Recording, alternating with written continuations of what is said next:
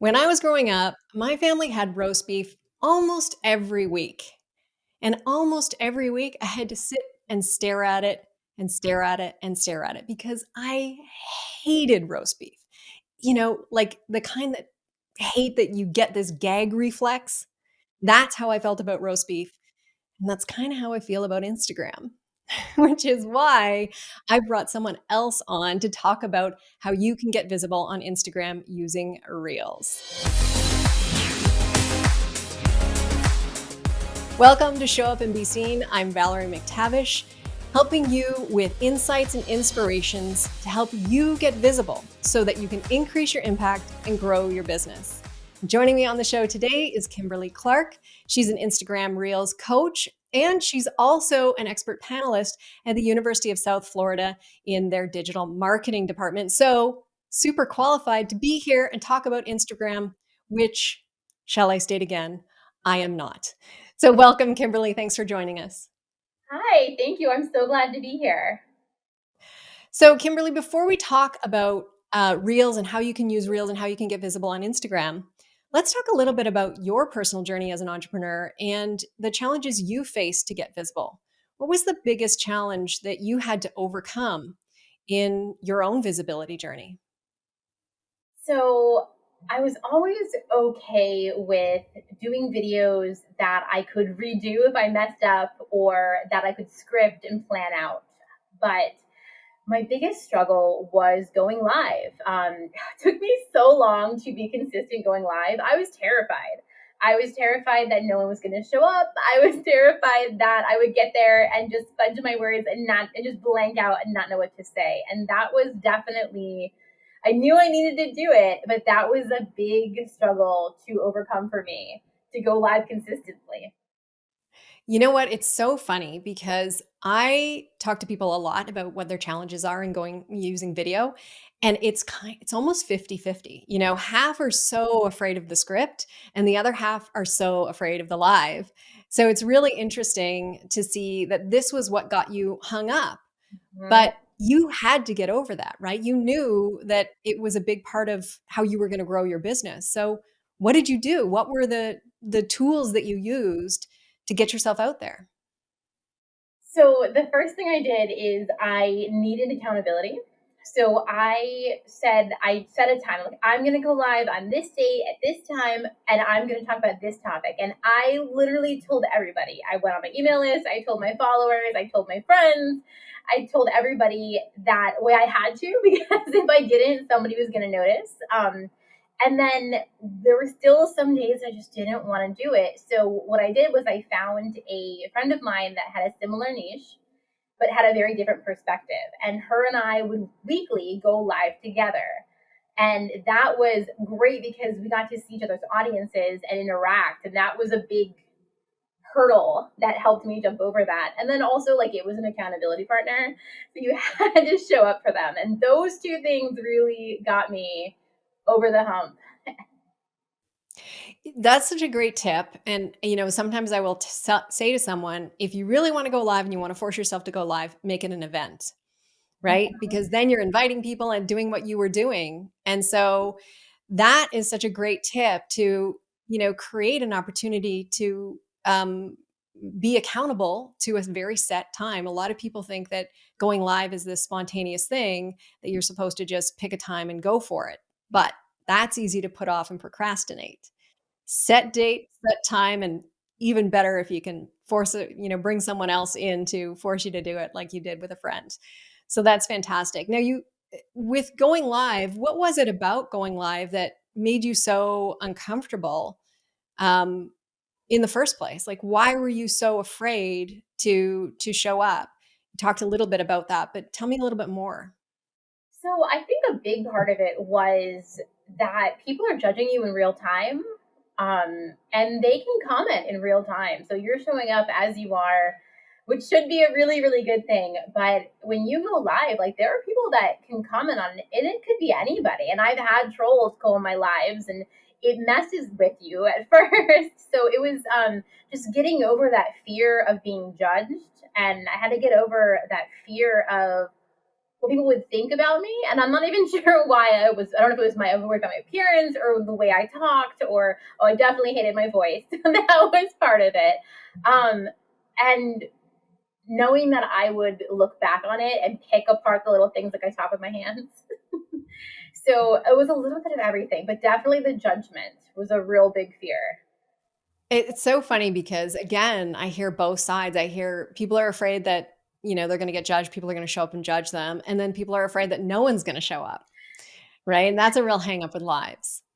That definitely was a part of mine too. And I still go through that. Like, what if nobody shows up? And then the way I get through that is I tell myself, especially with Instagram, you can save it to a IGTV or down IG video, and you can download it. So you can go live for literally zero people and still have this amazing video content. You can then repurpose other places or still have it be seen when you put it somewhere else. So that's how I still have that fear that nobody's going to show up, but I just go with it anyway. Yeah, you have to go for it, and the thing is it's just like a live recording session. That's basically how you think about it, right?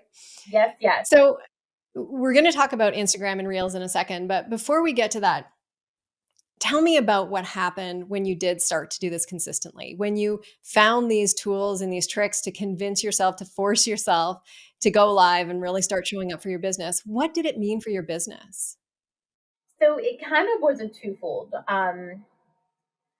I know that different people consume content on Instagram in different ways. So I knew that by not going live, I was missing out on a huge group of people that love to show up for lives. So for my business side, it was really wonderful because once I started to be consistent and to talk about what my audience wanted to hear, they would show up and we would get like instant interaction. Like they would be asking questions, I could answer it live. It just grew a very, very large connection with my current audience. And then any new followers coming in, we got to know each other a lot better. So it was a really big game changer as far as getting a deeper know, like, trust connection factor with my audience. And then for myself, once I committed to a live and actually came through with it, it was such a confidence booster that in my own, like my business grew and then my self confidence grew as well. So it kind of just meshed together perfectly. These are not small things, right? There's two key things that you've talked about here. One is that you've been able to build that relationship quicker with your potential customers because you're in that live environment and because they're seeing you, in a real setting. They're seeing you really live and they have that opportunity to get to know you the way they would in real life. And so that's huge. But then at the same time, they're also seeing you in this confident state, right? And that's going to attract them as well. That's going to draw them in because you're showing up and doing the thing that they want to be doing and doing it in a way that they feel like maybe they could do it too. So you're serving as an inspiration as well. And how can it not benefit your business when you're doing that on a consistent basis? Yeah, it's absolutely game changing. And it benefits it in so many ways that I am lucky that I got over that quickly and am consistent now. Okay, so we just talked about you going live, but where I see you all the time is doing these reels. Yes. So that's kind of you going back to your comfort zone of doing something scripted and doing something planned. So, what tips do you have for someone who is thinking that they want to take advantage of Instagram in its entirety? Why are you doing sort of the lives and the reels? What's the relationship with those two pieces of video content? So different people, and even the same people, our moods change. So people consume content differently, different people consume it differently, and then also the same person, depending on what they're looking for, they might want to be inspired, they might want to giggle, they might want to learn something. So they're going to consume your content differently any given day depending on what mood they're in. So showing up in different areas is really ideal. And reels are so much fun. First of all, they're being pushed by Instagram right now because they want, whenever they do a new feature, they really want you to play with it. And people are getting a lot of views. It's a really good way to grow. So Just a couple tips on Reels. They go really well hand in hand with other content. So Reels are a great way to get eyes on you, eyes on your profile, eyes on your content, which then goes hand in hand with doing, for me, it's doing lives, really getting to know people and providing massive value, bigger trainings, things like that. So all these new people that come in, they see my reels, they don't really know who I am. I can then go live and get to know them and vice versa. They kind of go pretty well together with that and all your content on there. So with reels, a couple tips, because first of all, they're very short. They're between 2 seconds to 30 seconds, sometimes a minute, but generally around 15 seconds. And they're meant to be fun. So whenever you're doing reels, it's really easy to get caught up in, oh, like what am I gonna do? But they're supposed to be fun. So you need to have fun making them. You need to be enjoying it. And the more you do it, it gets so fun that everything you do, you're like, oh, I can make a reel out of that. Or you'll hear a song and be like, oh, I know what I want to do for that. It's really fun, and a great way to keep them fun and entertaining is to do transitions. And you can do as complex a transition or as simple of a transition. One of my favorite transitions is taking my glasses off and putting them to the camera and then just showing up in a different shirt. Like, it can be very, very simple, but the funness of it keeps the audiences engaged. I know you have some more tips, but I think this is really important to point out that, you're having a lot of fun, but you're also doing it in a way that's aligned with your brand, right? So I just want to take one little step back and say this can be a little bit of a land field or a minefield, because people will be seeing what other people are doing on Reels. They see that it's like fun and quirky a lot of the time, and then they'll go there even though it's kind of out of line with their brand, which might be a little bit more serious or have, more serious intention, or even be trying to attract people who aren't going to be drawn to the fun and silly. So it really depends on what your business is and what you're aligned with. But if you are a personal brand and you can show up authentically the way that Kimberly does, then it can be a huge way to, like she said, get those eyeballs on the rest of your content, the deeper content. All right. Do you have another tip? Oh, yes. Oh, yes. Okay. So we talked about how short reels are. 15 seconds probably is going to be your average. So when you think about that, the first 3 seconds of your video, that is your prime real estate. So we call it a hook. You want to have something in those first 3 seconds that really draws your audience in and gives them a reason to watch the rest. And that's where you can play with the rest of it. Those first 3 seconds, you really need to have something, and it can be text or it can be words, but something that makes them want to watch longer. And doing that will be a game changer for your reels for sure. I love it. That is so great. Now, I know as an Instagram Reels coach, you've got a ton more tips. And so I want to let people know that we're going to include a link to Kimberly's website where you're going to find her latest offer with regards to how she can help you and some free resources to get you started with Reels. So I will put that link in the description for sure. Before we go, Kimberly, what is the most important thing that someone needs to know if they're going to dive into Reels? When you first start it, it's going to seem very intimidating. Just do it. You don't have to publish anything. Just start trying it. And I guarantee you, if you just start trying it and start doing it in a way that's authentic to you and your brand, it's just going to fall into place. It was very scary for me at first. I was very intimidated by reels, and I consumed them, but making them at first was very scary. Just start and just start making video. I love it. And what I tell my clients who are, of course, even though I'm not on Instagram, it's not like my clients aren't on Instagram. I'm definitely telling them to be there if that's where their ideal customer is going to hang out.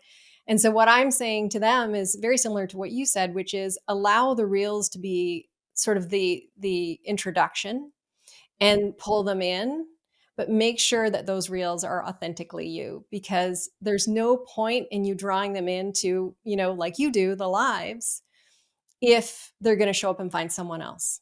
right? If they're going to show up and find someone who doesn't seem like the same person that drew them in the first place. So stay authentic, have some fun, but stay authentic. And that's certainly what you're doing in your strategy. So I know you agree with me. I do. Kimberly, thank you so much for sharing your insights today. I really appreciate you sharing your expertise on Reels, and I am so excited to be able to share the link to your website so that everyone who's interested in doing more with Reels can find your resources. Absolutely. Thank you so much for having me. It was wonderful, and I hope somebody got something out of it today. Yeah, absolutely. I'm sure that they did. And I hope they also are thinking a little bit of the bigger picture. We're talking about reels, they're short little videos. Kimberly talked about how that leads to the next step and the next step in building the know, like, and trust factor. And I think it's really important as you get more visible with your business that you do have a strategy. Just doing reels for the sake of doing reels can be a way to start, but you want to really think about the big picture. Put it into context of how you are going to help the person who finds you and likes you on Reels take the next step with you and consume more content and learn to know, like, and trust you. And that's what's really the point of getting visible. So I do hope that you'll take that into consideration. I will put a link to my resource for building out your video strategy. Can include Instagram. It's all good. You can mix a little Kim and Valerie together. That's the way the world works. I'll put that all in the description. And I just want to remind you that you got into business to help someone solve a problem, and you can't do that if you stay hidden. So show up for them, show up for your business, and show up for yourself. We'll see you next time.